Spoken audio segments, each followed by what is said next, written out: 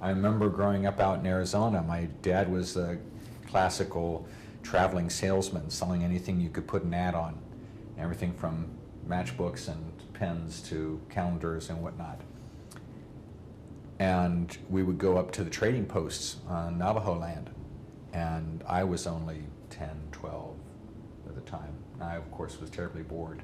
But I did notice that he would point things out to me. So now, did you notice when I talked to that nice gentleman in the big black hat that I introduced myself as Woody Day, and I told him who my parents were and who my grandparents were, and then he introduced his great-grandparents and his clan.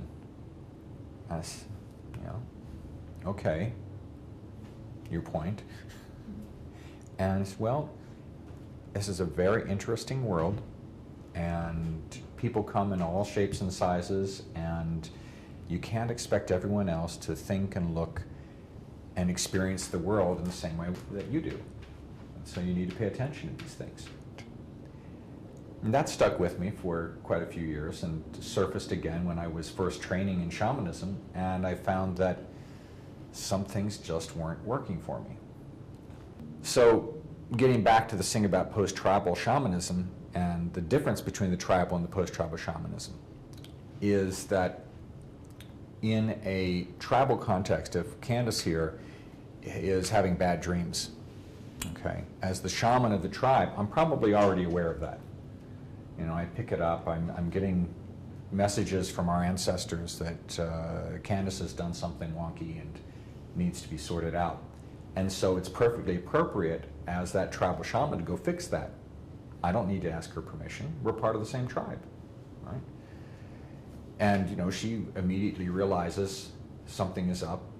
Things start getting sorted out. I might mention to her in passing that, we're supposed to make ancestor offerings on the first Wednesday of every month, or whatever it is that she needs to do, and she does it.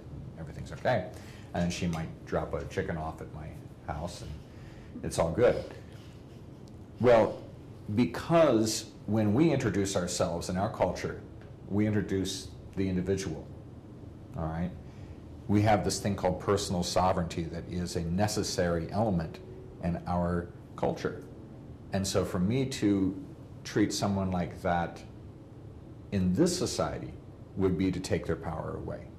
It would be like walking into your house through the front door, going in, helping myself to anything, the refrigerator, the liquor cabinet, go in and snoop around in your closets, and then walk out.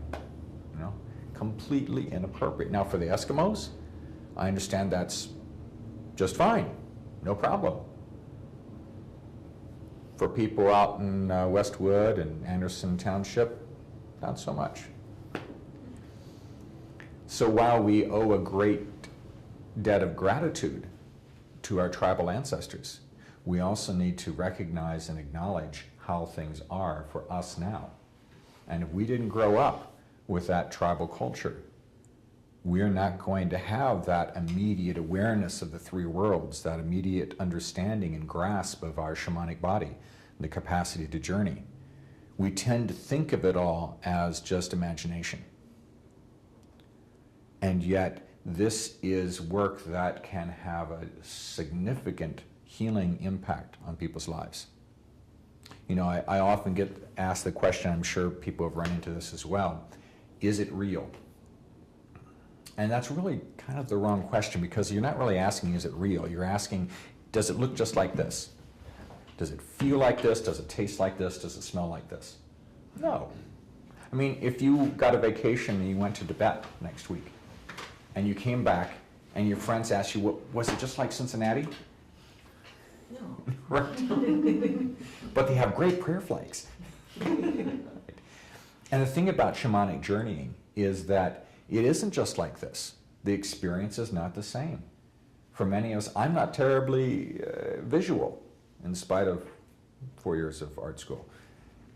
So for me, it's a much more kinesthetic, Gnostic experience. I can feel what's going on, I know what's going on, and I respond to it, and things happen.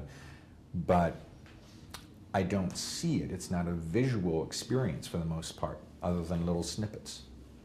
Okay? Whereas other people it's a completely visual experience, and they're telling me, oh yes, the world tree looks like this, and it's got this smooth bark, and it's all wonderful, and so, oh, must be nice. I can't go there. You know, we all have our limitations.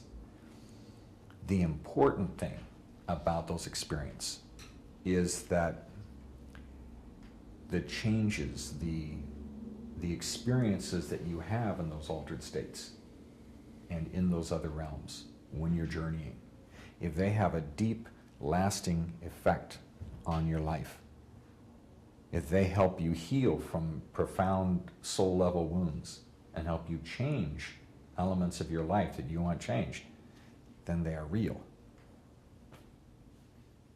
And essentially, that's what I mean by post-travel shamanism.